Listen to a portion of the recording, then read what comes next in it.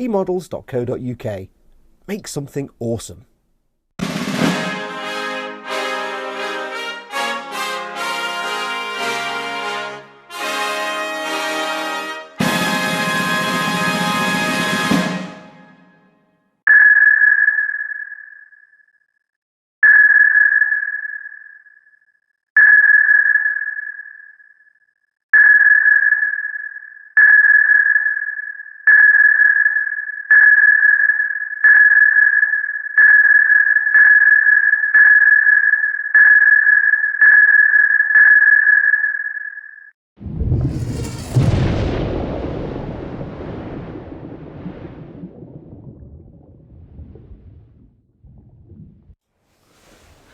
Right, here we are, back at the dinner table. I've had to improvise as before, just to get the lighting right and get this thing sort of positioned so that I can get everything on the camera. I hope you can see it. I know there's a bit of a clutter, a distraction in the background with the newspaper, but hopefully once we get things a little bit closer, you'll be able to see what's going on anyway. What I've done since the last video, I've done the painting. There's been a lot of masking to do because you need to mask off the main hull colour and then paint that, and then do the darker undersides, the anti-fouling, and the deck as well. What we're going to look at this time in this video, we're going to start on the deck. And we'll paint that. If you want to really see how the rest of the submarine was masked off and painted, if you go back to, I think it's episode 8 of this video, you can see how I painted the aft deck, the aft section of the hull. In fact, probably now's the time to show you the whole thing as it's all assembled. You can see how big it is. It's the stern of it there is just off the edge of the dinner table, and we come along. That's the conning tower section. So we're midway down the hull. Keep going, and the forward section also protrudes over the dinner table. So that's how big it is, and yeah, it's a 4-foot dinner table this, which does extend. I'm not going to extend it just for painting this. So the next stage, well, what have I done? Let's get this camera back and positioned. This isn't the final deck colour. What it is from the paint set. I've chosen, just find the right one, Tia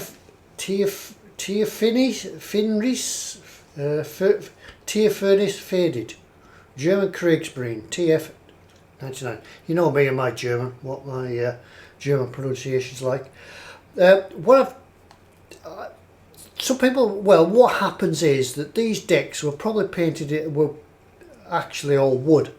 Apart, just take note if you're doing this, apart from the front section down here, that bit there, and the aft section, that bit there, they're steel. The rest of it will have been a wooden deck, and then eventually they decided to paint them all over with an anti-slip, anti-fouling type coating.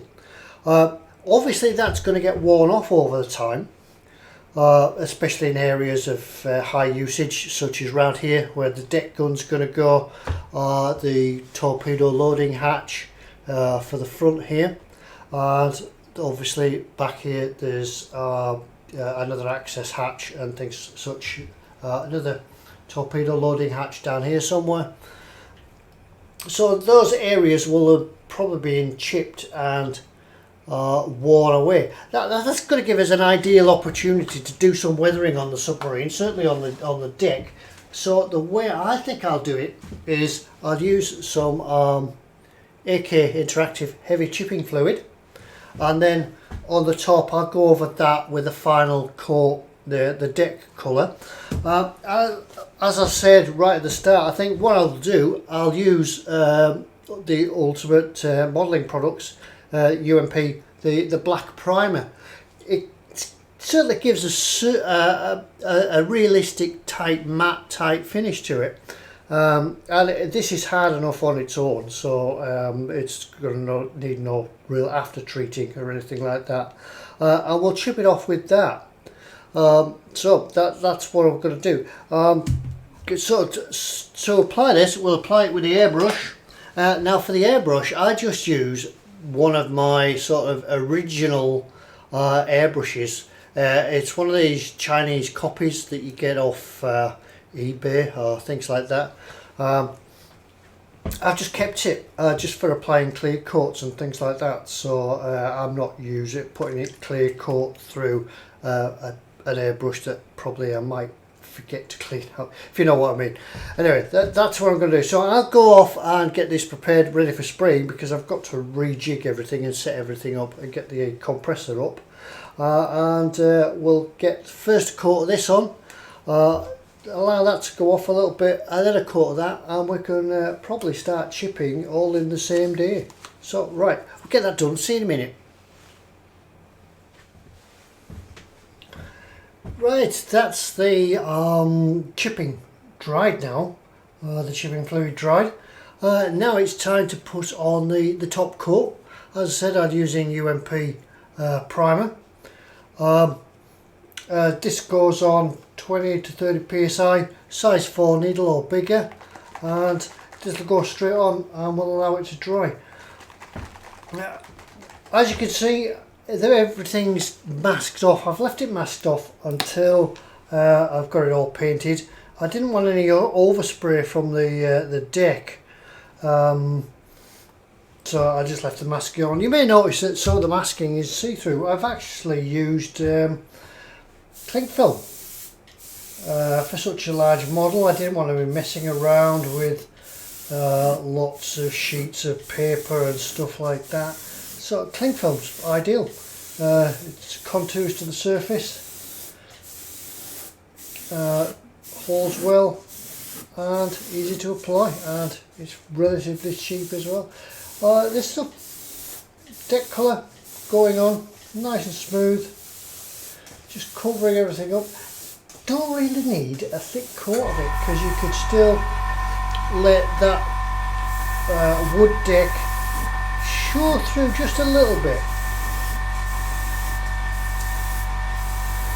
Of course you can thicken it up in spots if you want. It's entirely up to you, but I'll just leave it as some thin coats. Getting the whole lot done once again. Go out a shot as a spray.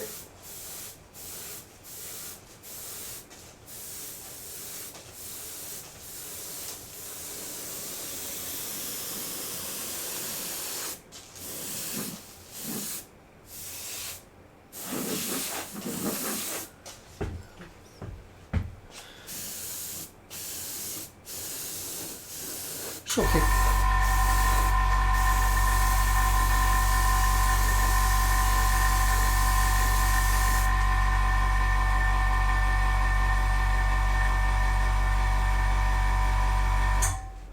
Something therapeutic about airbrushing. It's always quite nice to do. Get a nice finished paint from it. A lot of people tell me they get scared of airbrushing,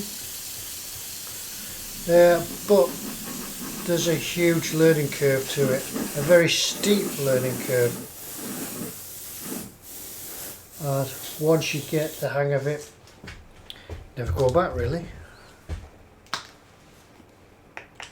Let's top the spray cup up again. Now your chipping fluid will stay active for quite a while.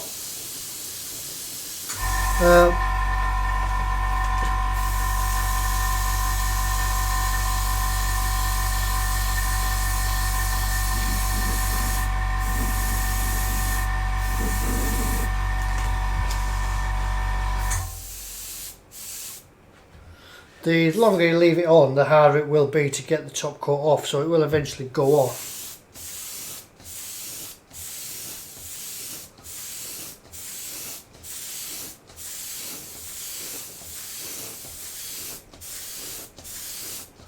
And you won't be able to chip anymore.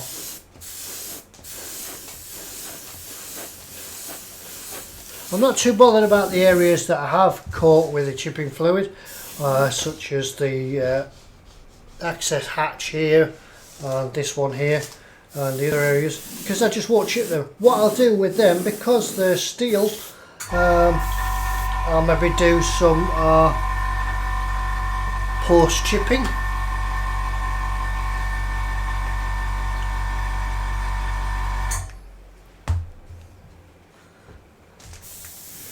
And apply some rust and such to them.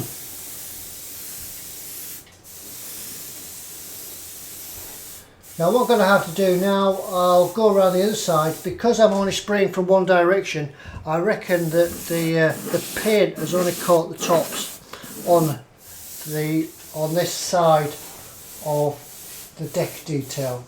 So I'll go around the other side and spray from the other direction, and we'll get back when this is dry and we'll start some chipping. It's easy as that, really. Alright, I'll continue with this, be back in a minute and we'll do some chipping. The fun bit starts. Right, back to it, here we are. Ready for some chipping. Well, I hope we're going to do some chipping, because if this doesn't work, I'll have to do post chipping on everything, and it'll be a long arduous job. I'll just show you a short section, move the camera around a little bit so I can get the bit that we want to see. We'll look at doing this bit around the gun. We'll chip this. If I was to show you the whole chipping of the whole deck, this video will go on for hours and hours. So we'll show you the general way how it works, well, how hopefully it works, and then we can get on to the big reveal, which I'm really waiting for, when we can take all this masking off. I could do it now, but we'll wait and do a big reveal at the end. Then after that we'll look at doing some rust and streaking and things like that. Right, so what do we need? Well, we need some water. I've got some slightly tepid water. It will work with cold, but I think a little tepid or warm water works a little bit faster. An old scruffy tooth paintbrush, bit rough, a bit neglected. A toothbrush sometimes comes in handy, although I find that they may be a little bit too harsh, perhaps especially if you're doing like scratches and things like that.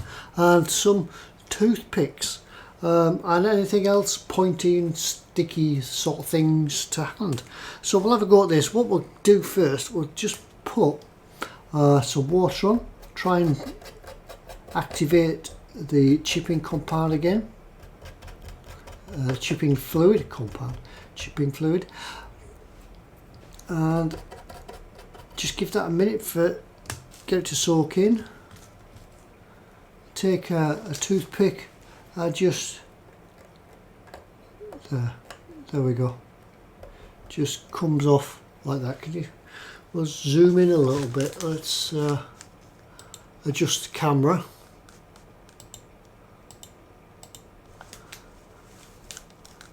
That's a little bit better, and we'll fetch the camera a little bit close. It's a little bit difficult being here on the table because it's not quite set up as I'd like it to be. Hopefully you could see that a little bit better. There, so we'll just chip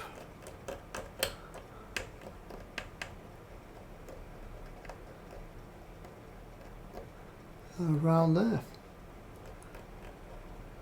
You're looking at the high spots where the boots would drag or catch, or the action of the sea would wear this away.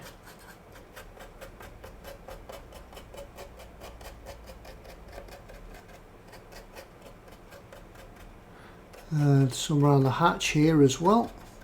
Now here under this bit, I can't see it. Here under this bit would be the access to the torpedo room, and there's a little scene set with a group of guys loading a torpedo down in the torpedo room. I'm actually going to leave it off on this model. I had a long hard think about it. Yeah, it adds to it, but I also think it spoils the lines a little bit of the submarine. The gun crew could be in action or preparing for action while the boat's on the surface, and also as well to really show the torpedo going down into the torpedo compartment. I think we'd need to rig up to have it authentic.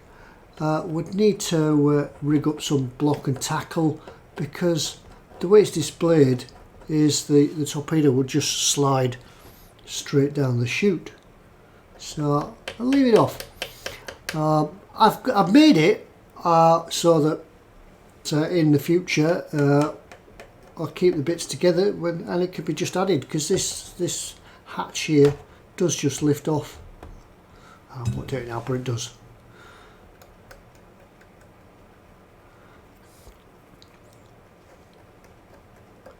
So as you can see now, this is all starting to work. I think we could zoom in a little bit more on this.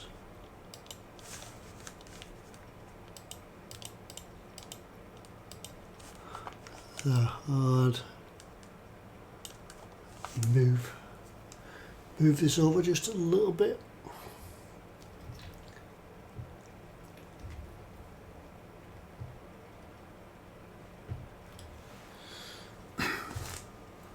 Just take the paintbrush just to reactivate again over here.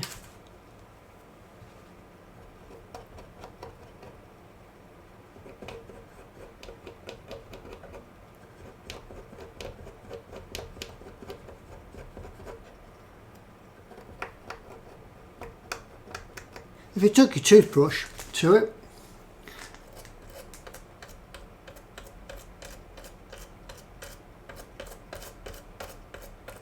it would just take it off in bigger areas.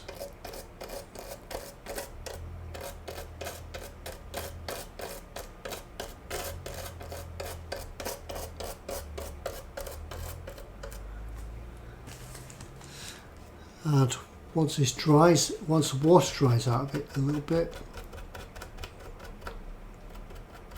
it looks all the better.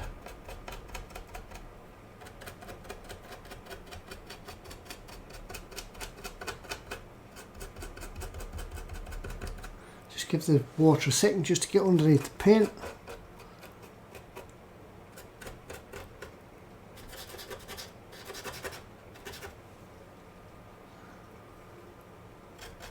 I'm not sure what this bit is. Can't remember. If anybody knows what this bit is, I think it's part of a radar or something. Let me know. Yeah, that's a point as well. These guardrails, there's a few of them. There's a couple just after the bridge, just down there a little bit, and a couple towards the rear end that the radio aerials attached to. I think I've attached them a little bit too soon, because this submarine is so big, manhandling it around and such. They've been broke a few times, and it's caused a little bit of swearing because I've had to glue them back together. So leave the guardrails off until the end. They need to be painted anyway, the same hull grey, so you could leave them off.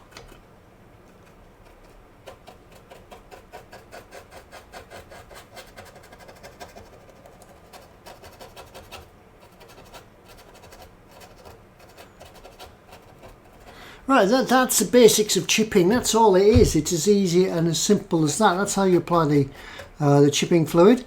That's how you apply the top coat. And then you just chip away to your heart's content. Yeah, put some music on in the background, especially on a big model like this.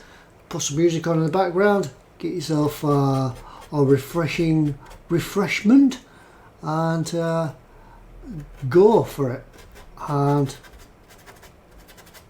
enjoy your time. Just take your time. Don't do too much.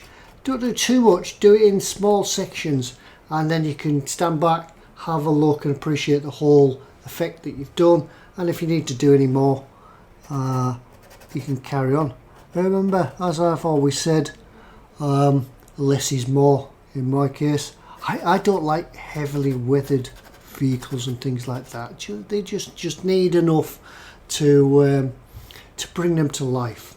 So right, I'm going to carry on with this, and the next part we'll do the big reveal when we take all the masking off. So we'll do that when I've got on with this, maybe in real time. Maybe I'll be doing that tomorrow, but in your time it'll be just a few seconds away. All right, see you next time.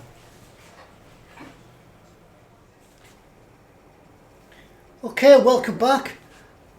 I've gone on and finished and done the chipping. They might do a little bit more.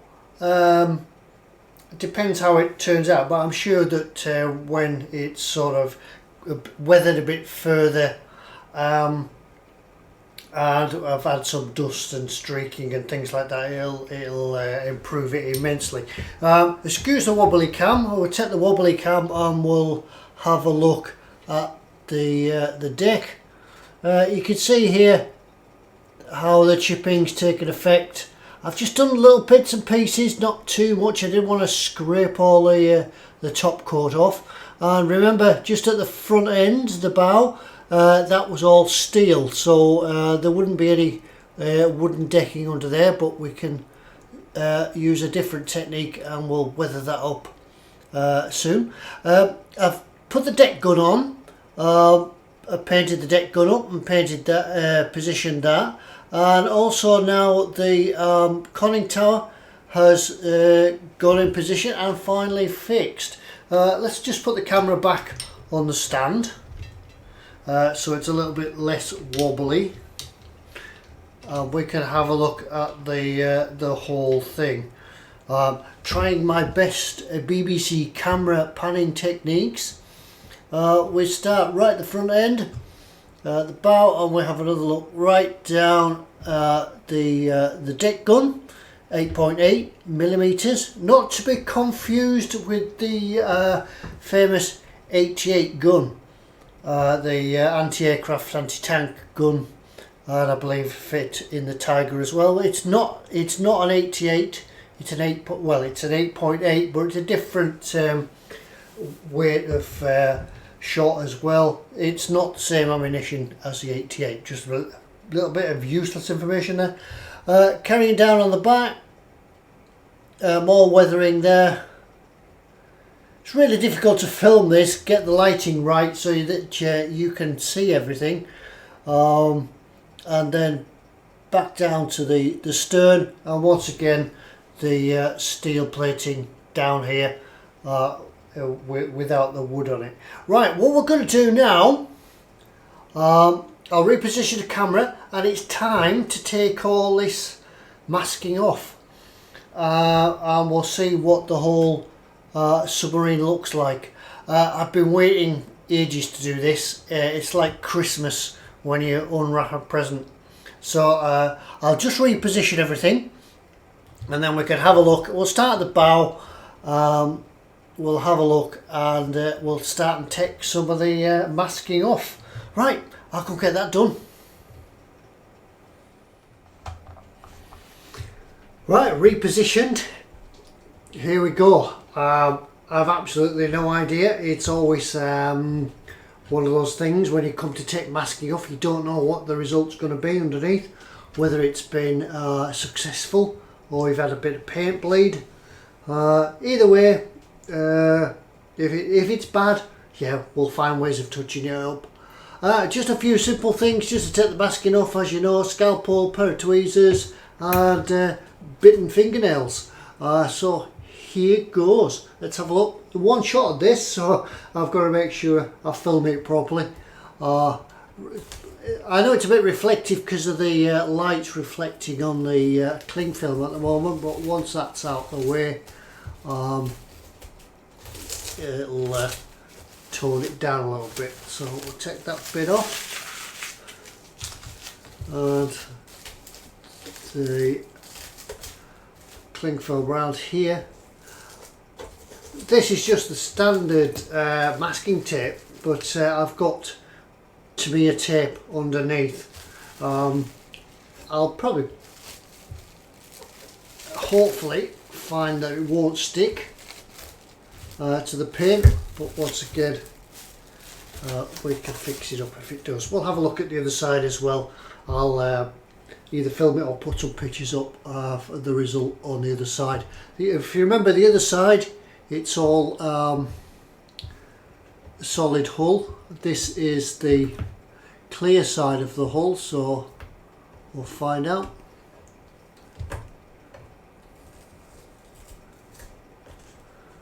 Let's take the masking tape off and just keep the suspense, the big masking tape off, keep the suspense going a little bit longer.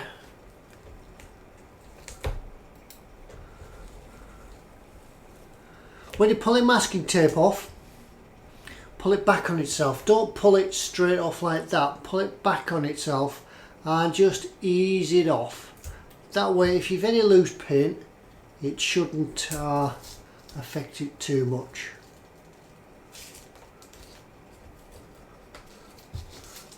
Get that out of the way.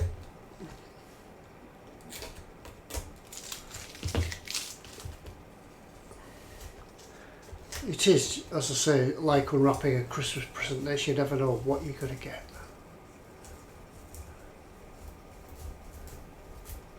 So we can see the whole colour coming through now. These freeing ports on this side, I didn't drill them out like I did on the other side, so we're probably going to have to go around and just blacken them all in. But that's to be decided. So that's it. That's that one. Now then, the water line. Let's see if there's been any paint bleed.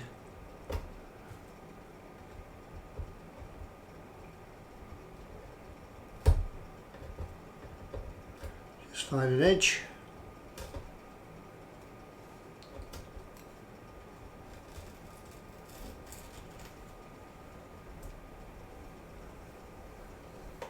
This isn't the edge yet, there's another layer just under there. This is just the masking tape. That's to be it.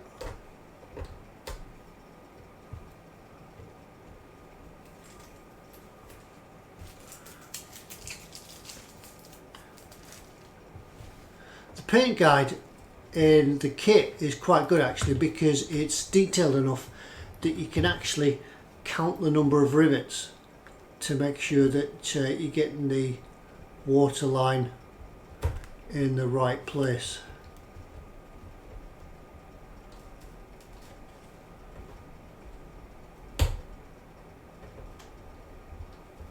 Up.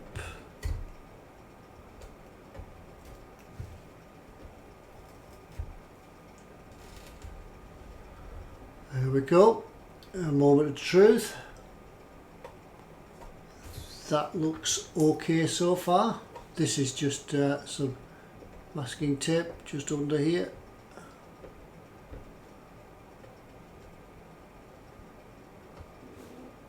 I'll get that in a minute. Work around the hose pipe, the anchor.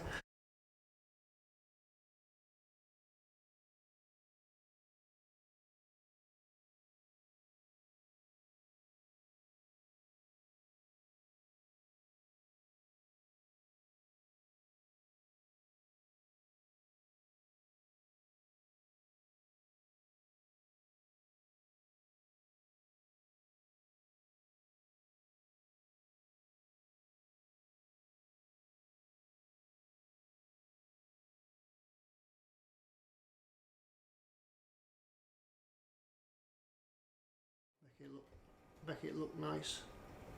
Well, it looks like we've got away with this bit. Anyway, just trying to pick off this.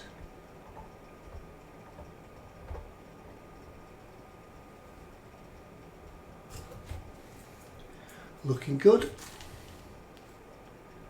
And the next bit of waterline.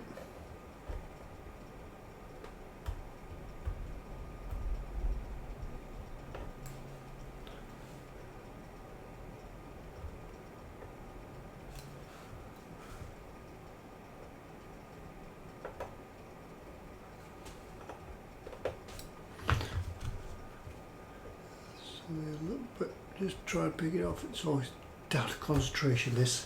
There we go.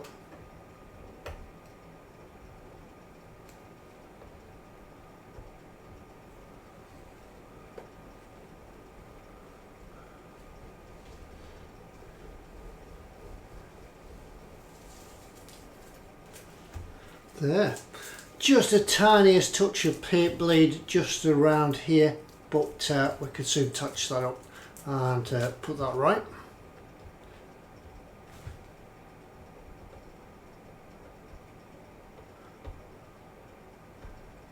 It's often the case when you're masking that you spend days masking, 10 minutes spraying, and then all the masking has got to come off again.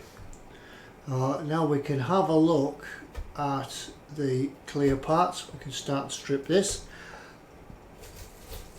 Just move the camera around so we can see a little bit more of this coming off.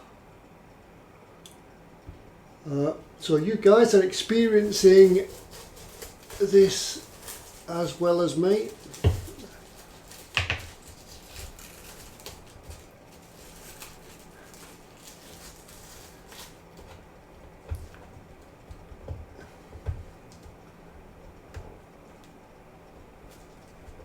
Just try to find the end.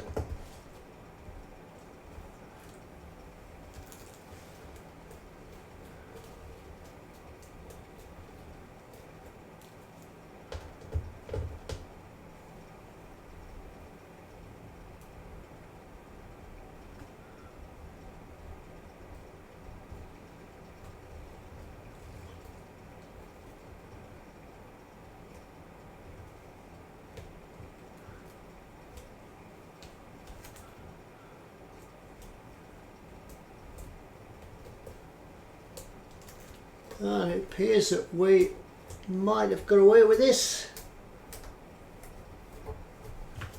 No paper leads so far, none that I can see anyway. Right, that's the, well, let's position the camera and I can unstick this. Off my fingers. Right, there's the bow. Yeah, the bow is looking pretty good so far. There's still all that masking to come off, so I'll go get that done. Once again, I'll come back and we'll show it all done, and then we're on to the last stages, the final stages of the weathering. Alright then. Right, I've taken all the wrapping off, all the masking, and then I went along and as you can see I've done some weathering on the hull. I continued doing that after taking the masking off because it takes an absolute age to do, and I wanted to get a right process ongoing so I could show you what was happening. You caught me just at the moment as I'm just finishing off what I'm doing on this side, whereas on the other side the freeing ports were all drilled and cut out. This is the acrylic clear side. I didn't want to cut these freeing ports out because the acrylic, I considered the acrylic could be quite brittle and there could be a risk that it would slip, crack the acrylic, and then we're goosed really. So I left them as they were, but when it comes to put your base coat on, when it comes to put your main coat on, the freeing ports don't look as deep and as convincing as they do on the other side. So what I'm doing here, I've got some artist's oil paints, thin them down with some odorless thinner. Just the same as if you were doing a paddle line on an aircraft or a tank or anything like that, and then just using the tip of a brush just to let the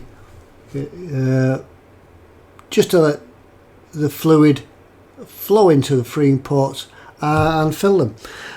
No need to worry about rubbing it off because we could use the excess as part of the weathering as well. Just use a cotton bud just to drag it down, and I think it leaves quite an interesting look to the freeing pots. So that's all there is to that, really. As I say, it's just the same as doing paddle lines. Just let it flow in and work from there.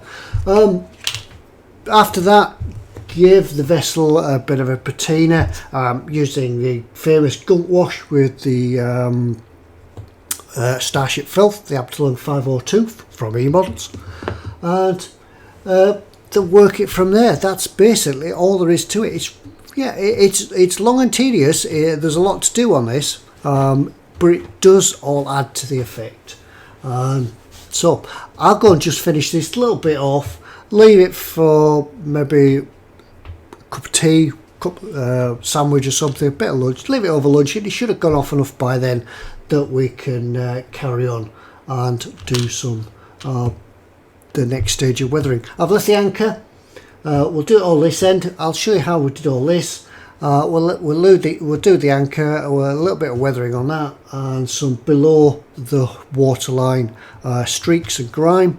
Remember, submarines, ships below the waterline, unless they're out of the water for a long time, don't particularly rust or anything like that. They'll become stained, and the anti-fouling might be a bit chipped, but we'll have a look at that as we go on. Right, I'll just go finish this. I've got to have a cup of tea and a sandwich, and then we can get back onto the next stage. Alright.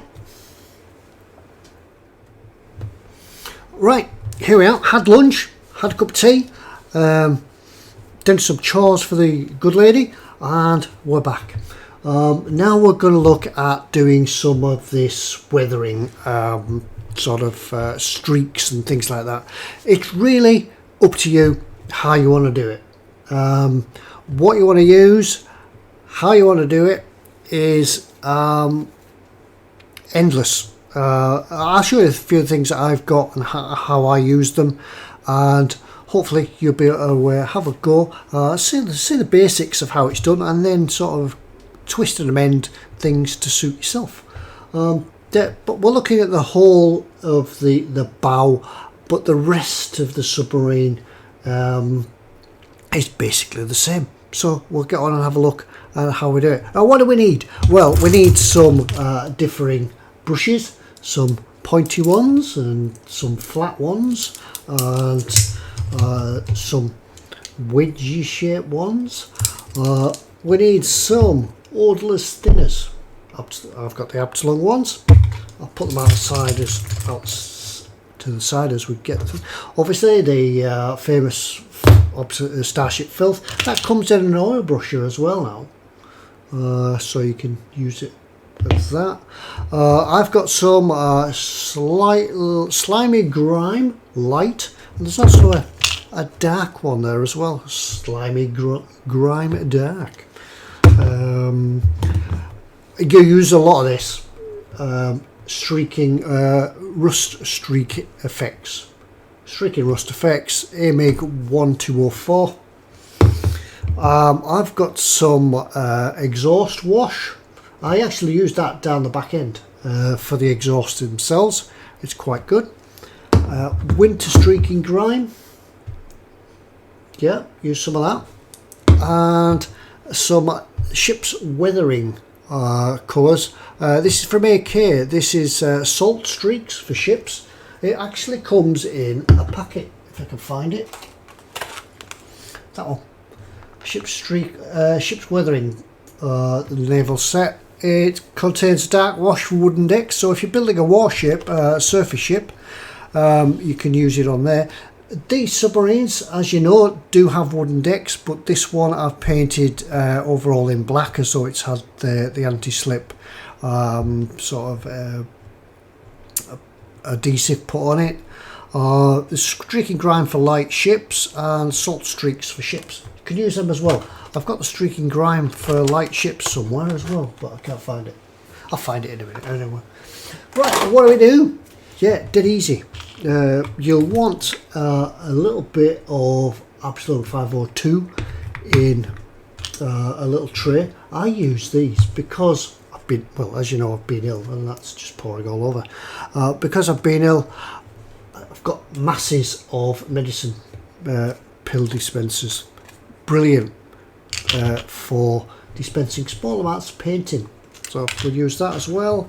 Some of the streaking grime, the effects can come straight out of the bottle. Just give them a shake, make sure they're well mixed, and keep shaking them. Keep shaking them throughout the use as well. And also some cotton buds and an oily rag. Well, not an oily rag, but a rag or a tissue, anything like that. Just whatever's to hand and what you use to feel comfy. Right, let's get on and get some started up. So, right, what we'll do first, I'll just put a drop of thinners in my pot. That's that, and then we'll start. I think I'll start with some streaking grime. We'll work a little bit around these freeing pots that we've done first. Give it a good shake. It's quite difficult to try to keep in shot with this because the boat's so big. I've had to position the camera and the boat. The back end of the boat is down there, hanging over the end of the table. Hopefully nobody will walk in and walk through and knock it off. But here we go. Right.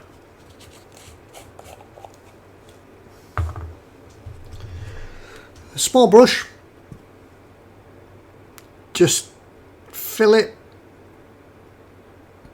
And then what we could do here, what we'll look here, I'll just move the camera up a little bit. On these stanchions here, I should get my pointy stick out. On these stanchions here, what I'm looking at there is that I would probably think that where the two metals join, where it's been welded to the deck, it's going to create a sort of a weak point in the pin, and therefore will have a sort of a rust effect on there. So what we do, just put a bit of rust on, just leave it, don't try to drag it down or anything yet. And then we could just do some random ones.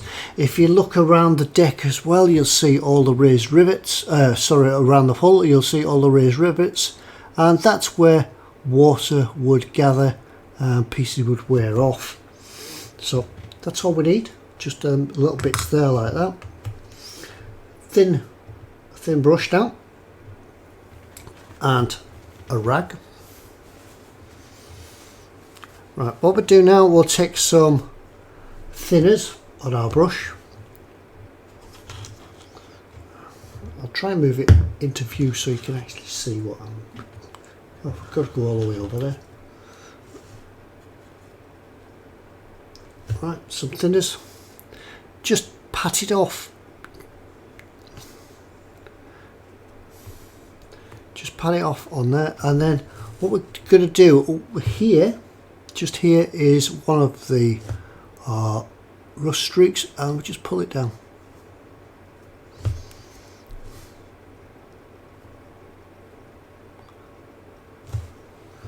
And that's simply it.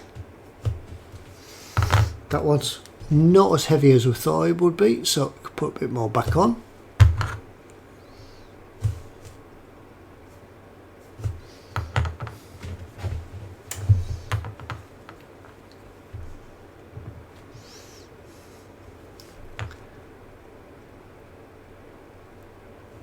And we could do some out the freeing ports as well, because the water's going to gather and sit in the tanks and then slowly trickle its way out. Now what we could do here see the rubbing streak along here. If you look at rust in its natural environment, it will hit a flat surface, track along, and then fall off again. So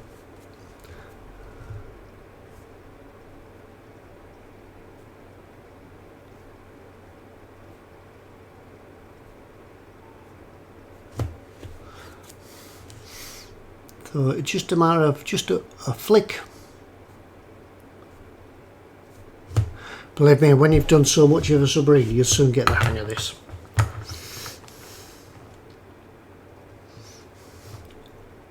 Now the edge over here, the edge of the rubbing straight, bit more. Just have a look at nature.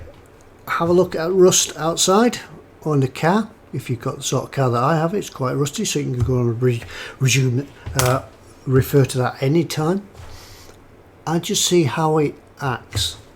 You'll often find that rust will be thicker and darker at the top, and then running down and lightening up as it goes down.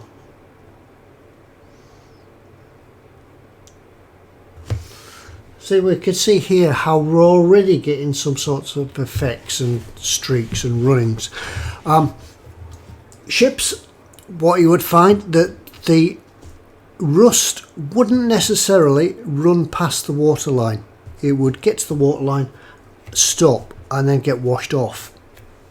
So we're using this area here as our waterline. That's where the submarine would sit. This is the anti-fouling underneath,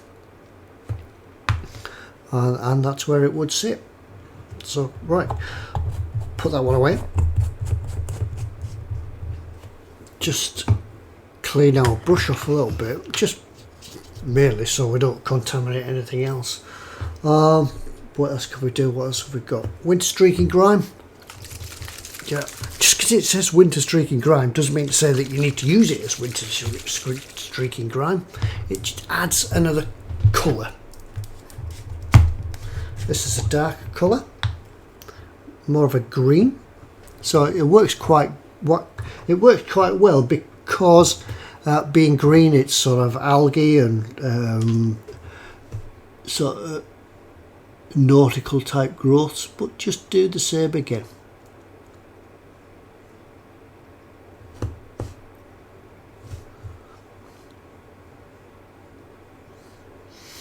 You can add it to your rust.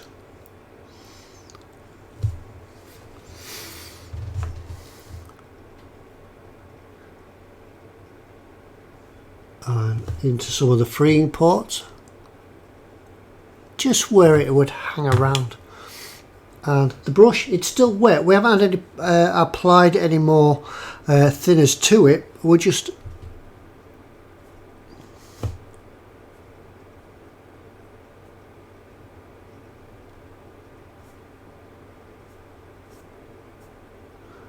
there, see?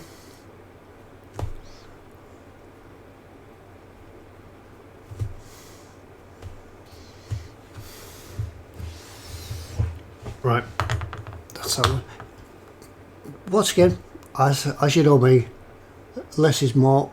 You can go back and you can put more on.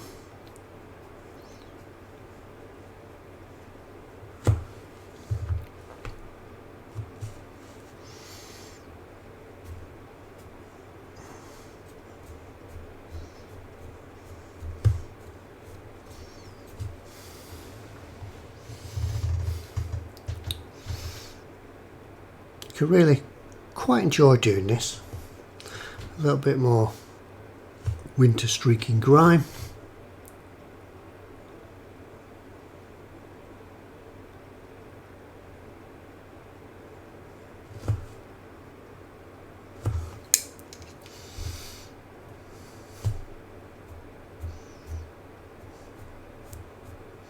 I would think that some of these submarines coming back from the Atlantic would be quite heavily battered and weathered. I'm depicting this one as maybe it's just been a port for a refit, a quick stopover, and then back out to sea, refueled, replenished, back out to sea. So she's not that dirty and grubby at the moment, but yeah, you can depict them straight out of the boatyard if you want. I believe that after they'd gone back from route patrol and went to the naval bases at Kiel and other places like that, they would have received a fresh coat of paint.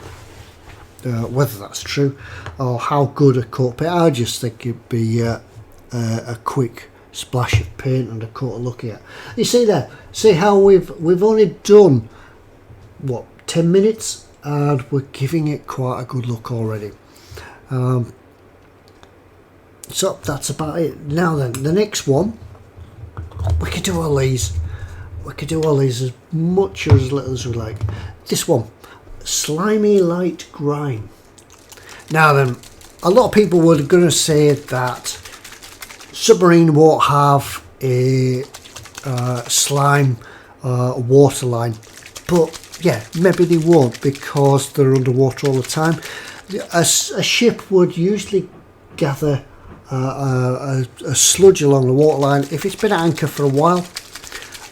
If it's been at sea, it would tend to get washed off, but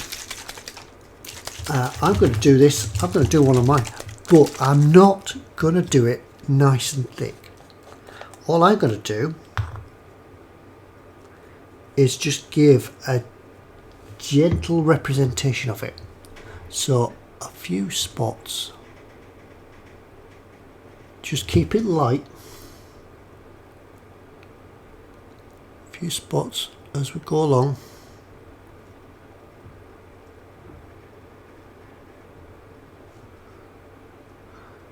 And this will depict the waterline. It won't go any lower and it won't go any higher, or not much higher anyway. But if we just wondering if we could zoom in a little bit. Hang on, let's see if we could zoom in.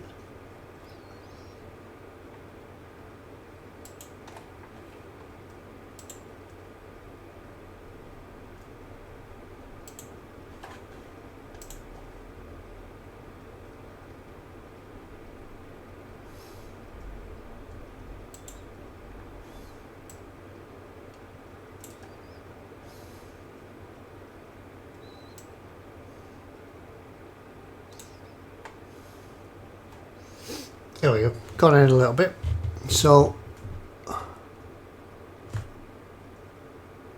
just a few spots just along the waterline. Then once again back to our sort of streaking tool, just a little bit of thinners on it, and then just drag those along.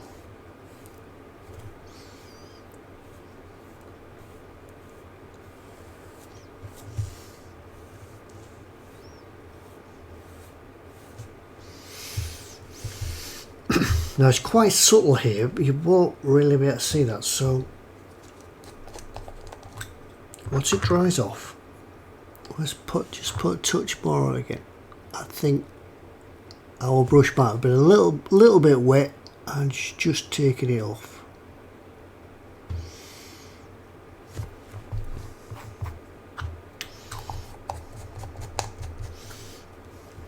So dry your brush off, wet it with the thinners, dry it off, and then that's better.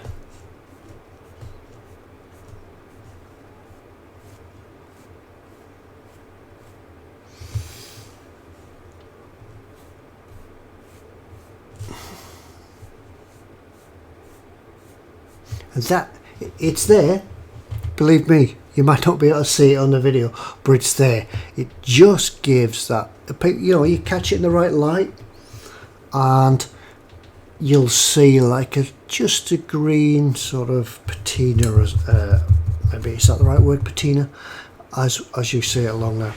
Right, leave that to dry, and then we'll come back, we'll reposition, and we'll have a look at weathering up the anchor. Alright. Right, can you see along there? Maybe not. I could certainly see here. You can see a green sort of algae type mark along there. Maybe it's a little bit difficult in the lighting to see, but you can see how the other sort of streaks and things have all taken effect now and looking quite good. We're going to look at the anchor. We can use some pigments on here. I've got light rust, black, don't know whether I'll use black, a light rust wash, that's the liquid, and I've got some heavy rust, so I've just mislaid it. However, I did find, as I mentioned before, out of that kit was streaking grime for light grey ships. Could use that on here as well. So that's that one. I've lost one and found another. Never mind. We'll get on with this.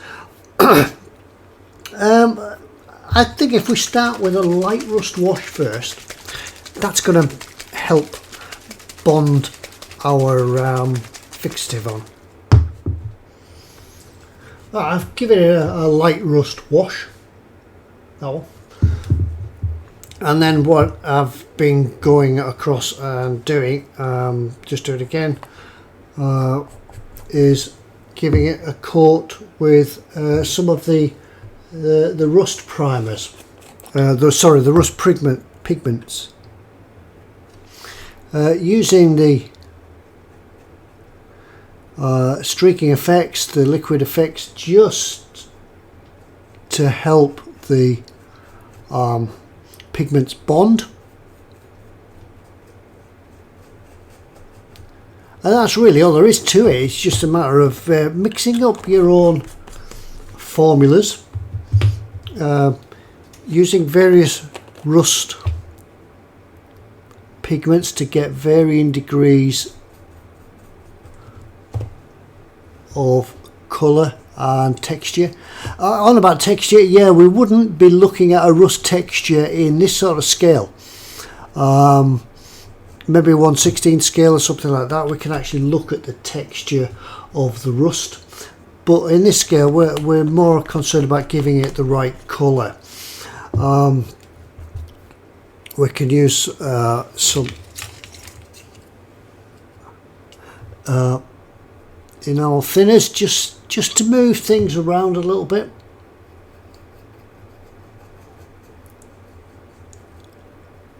Now, as I've said to you before, I think I mentioned it in an earlier video,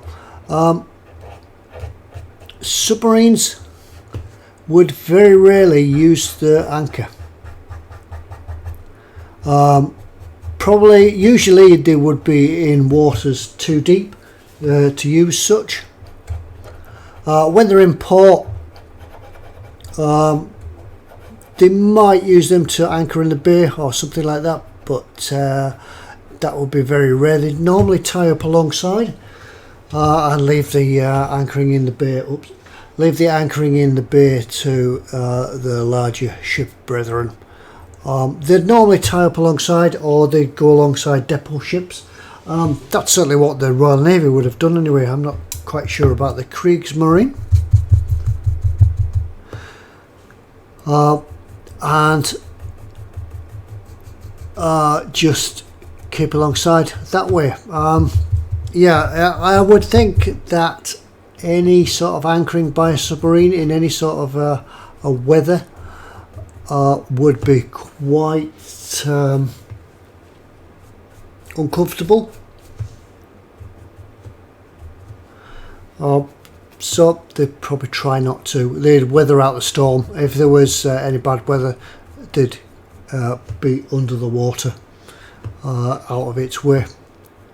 Probably anchoring are used for manoeuvring, emergencies, things like that.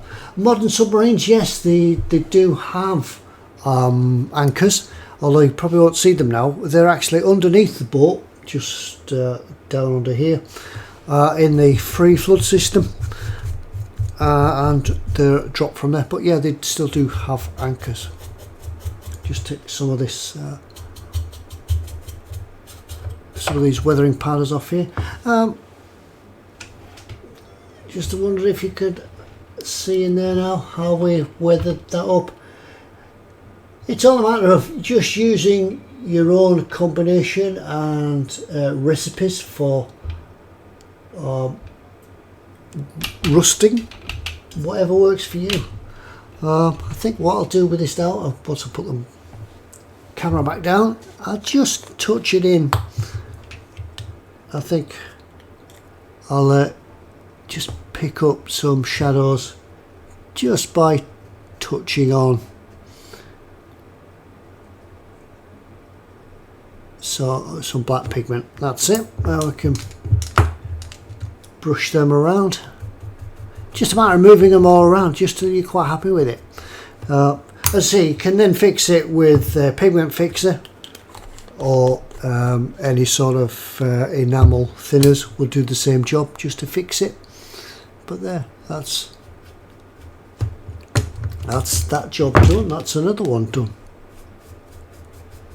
Right, the next bit down here, we're going to look at putting some salt spray in there, because as we know, underneath the waterline wouldn't take that much weathering. It wouldn't be going rusty, but it would go rusty eventually. But in this case, we'll just do some salt weathering, and that'll be about bringing us to the end of weathering this submarine. So just let all this go off. Go and rearrange, get the next bits out. See you then. And the next stage, about the final stage of the hull weathering really. Naval salt streaks for ships. I'd never really seen this before until AK brought it out in a pack. I just wondered what it was like. So I've given it a go. I have used it on the back end on the aft end of the submarine and on the other side, and it seems to work quite well. I'm not so much streaking this one, but giving it sort of salt splodges. Is that a technical term? Splodges? It is now. Once again, make sure the pigment is well mixed within the carrier, and then sort of get it applied quite easily. Let's get the lid off.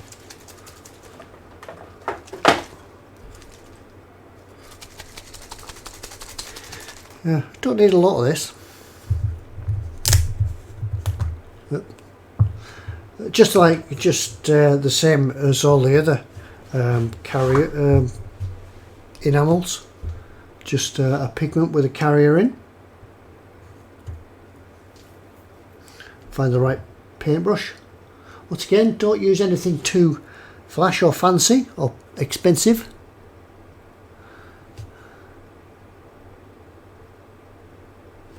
This one's picking up some of the brown rust.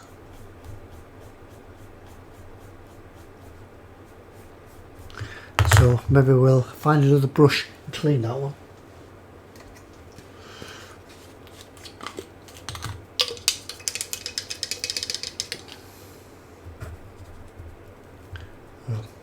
Try again.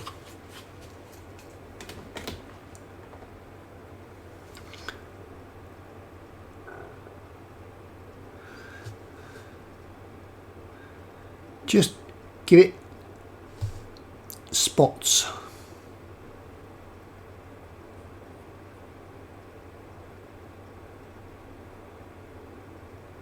Because we can represent the submarine in water if we wanted to, but we're making it look as though we've picked it out and dumped it on the table.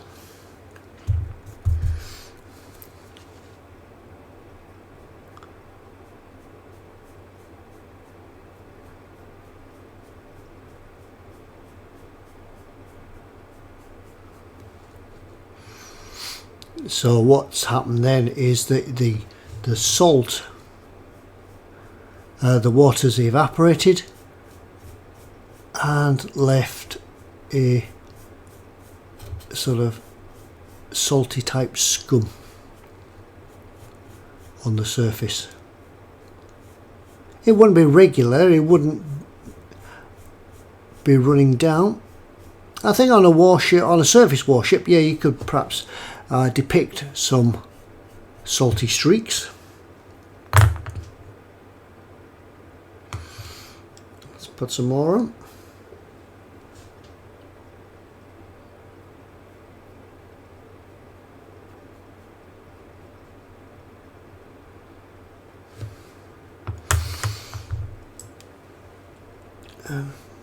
Brush them out backwards.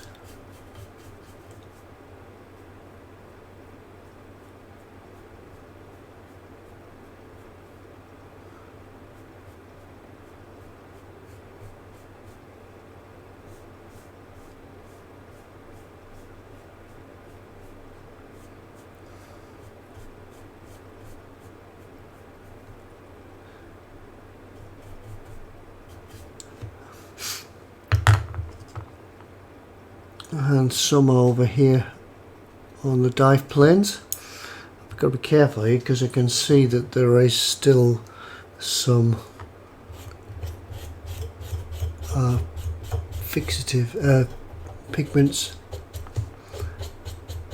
that have dropped onto the dive plane. I think we'll get away with it. I think we'll leave them on.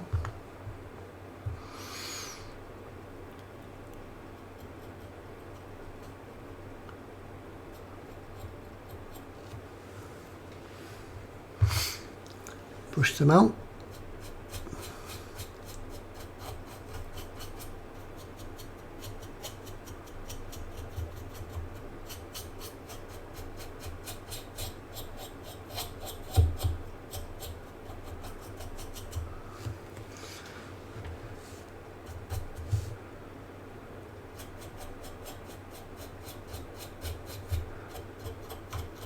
Just brushing them out, trying to make them not irregular, irregular.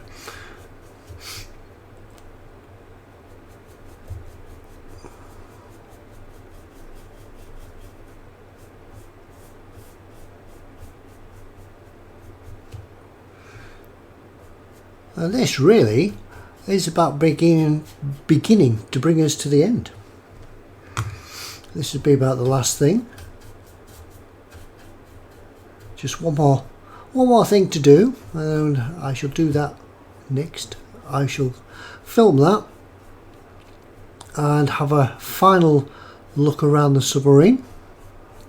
It's been a bit of an epic build, this, for one reason or another, but we've got her in the end. Sorry for keeping you waiting so long.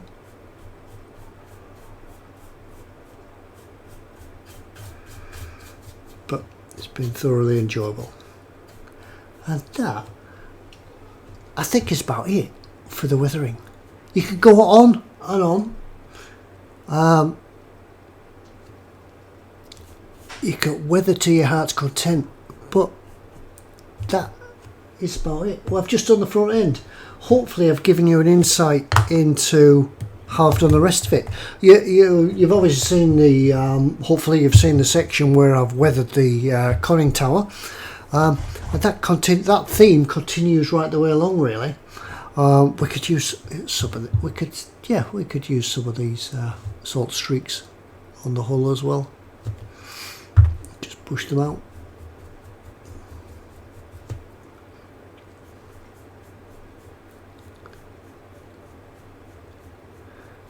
But yeah, it's sometimes it's working out when to stop when you've done your weathering.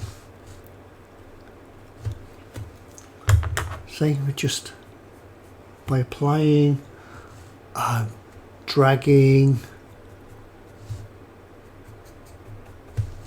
and applying a bit more. But yeah, if you look back to the start of this video when you saw the hull, the front of it, and look at it now, I think we've done a reasonably good job. So I'll go put things away and get reset up for the final part of, or the final part to fit on the submarine, and then we'll have a look around. But otherwise, I think we're getting about done. Okay, I'll go and clear up, set up, get the camera out. How I'm going to film the whole thing, I have absolutely no idea, but we'll do that shortly. Okay. Alright, here it is. Here's the last bit. I don't know how I'm going to do this because I've never done these before, not like this anyway. Decals. I'm putting the flag on. I've just got the decals soaking here in some warm water, and I'm going to be daring and try and apply the Kriegsmarine flag.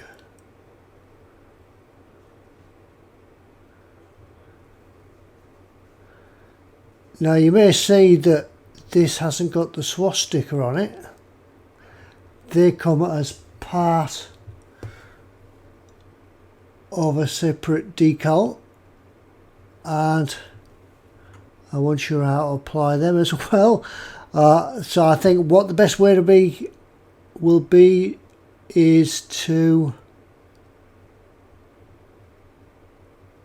let this dry.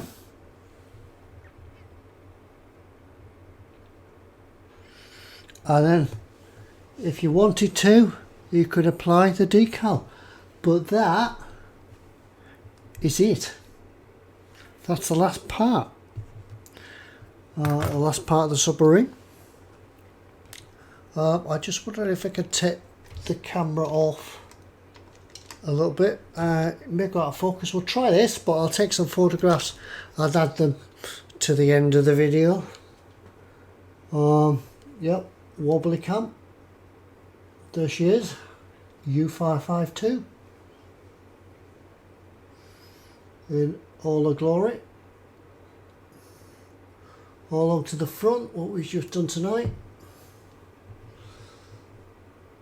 There's the anchor. Can't quite see that scum line across there. Torpedo crew. And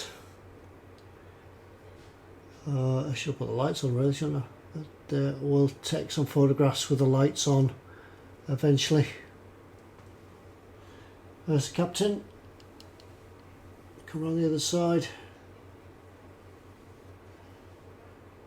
You can see how it all happens now. My bench along the rear deck. Now you'll see here that it's not included in the kit.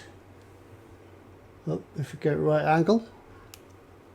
It's not included in the kit, but I've used some Easy Line for some rigging. Some wooden blocks. You can leave it off, it is quite complicated to do. But it's there. I've just a crew to add, for, the gun crew to add on the 88 there on the deck. But for now, all I need to do is just go along and I'll add some photographs to the end and show you it all finished in all its glory. Yes, there we are. At last, a huge project to do, but a very enjoyable project from eModels. eModels.co.uk, that's where you can get this from. The Trumpeter U552 in 1/48 scale. An amazing project. Look, there's my microphone that you can hear me on now. Anyway, leave it for now. I'll go get some photographs done and then we'll put all the video together and you can get it out for your deliberations, delectations and enjoyment. Okay, thanks for watching. Come back and see us next time we'll build a model for eModels. And don't forget, Monday nights you can catch me, Fox and Chris on the live stream. eModels, your one-stop shop. Bye.